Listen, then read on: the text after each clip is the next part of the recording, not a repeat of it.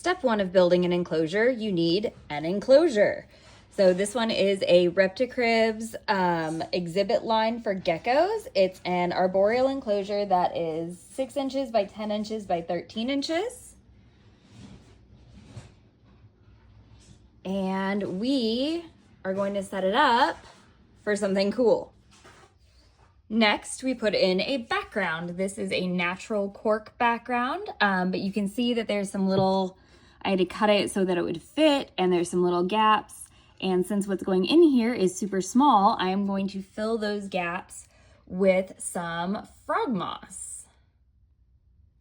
All right, so now we have some moss covering up those open areas in the cork bark so nobody can, I don't know, escape behind the cork bark or get up into nooks and crannies where I can't see them. It also looks a little bit nicer.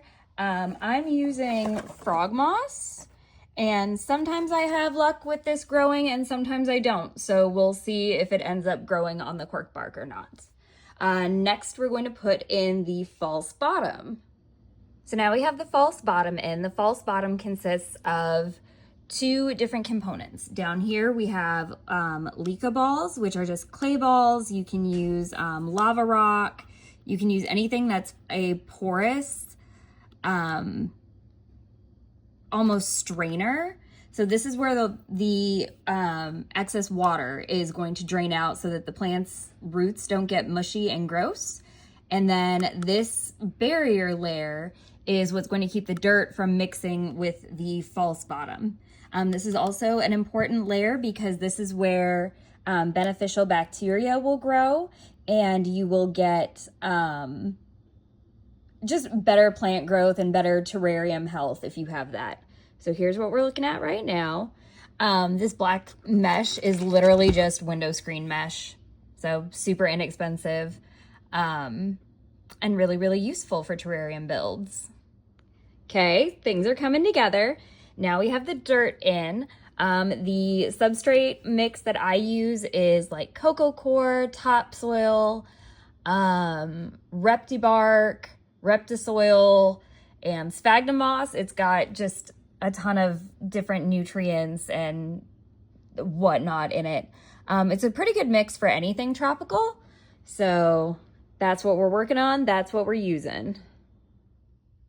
So the planting and decorating process is usually a little bit more work intensive, but I cheated and I found this really, really cool piece of driftwood already seeded with bromeliads and bucephalia, I think, and moss and little pileas, I think. I don't know. It says on the bag what different plants there are, but it's already all kind of seeded to this wood. I am going to put some more ground coverage plants down here to help tie everything together, but this is how we're looking so far. And now we have a complete enclosure. We've got the natural background, all live moss. I'm really loving the bromeliads. I hope that they don't die. I put some extra Syndopsis in here as it really loves terrariums and it should take off pretty well. And yeah, that's what a finished bioactive terrarium looks like. I've got a few more things to do. I need to put leaf litter in here and add springtails and possibly isopods. I'm not sure yet. But I have to spray everything down, add springtails, and then I'll show you what I'm putting in here. This is a mourning gecko. Their scientific name is Lepidodactylus lugubris, and they are super cool because they not only are they microgeckos, but they are parthenogenic, which means that the females don't need a male. Nope, don't run out. Don't need a male to reproduce. The females just clone themselves. It's very, very rare to get males in this species. Because yeah, they're all just females. But the coolest part, oh, come here. The coolest part about these guys, I think, is that even though they can clone themselves, they do better You wanna go? They do better at producing eggs if they have another partner to simulate copulation with. So I got two. I'm still thinking of names. There you go. You like your new house? But yeah, this is going to be a morning gecko mansion. Here's the other little girl I got.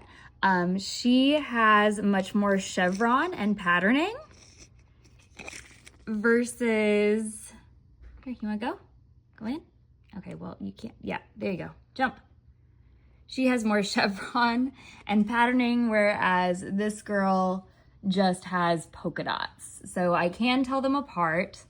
Oh, and one has already disappeared into her enclosure. But yeah, I have wanted these for a really long time, and then we got two rescue crusties, and I just kind of kept putting it off and putting it off. But now I finally have them. Also, the other one's down there. So yeah, what should we name the first two members of the lesbian gecko coven? Hold on, I have a So there you go. That is how you put together a reptile or just bioactive enclosure. You could even do this just with plants and not have anything living in it, and it would make a really, really pretty desktop piece. And then of course I had to get my lesbian gecko coven sign. So what should we name the first two members of our lesbian gecko coven?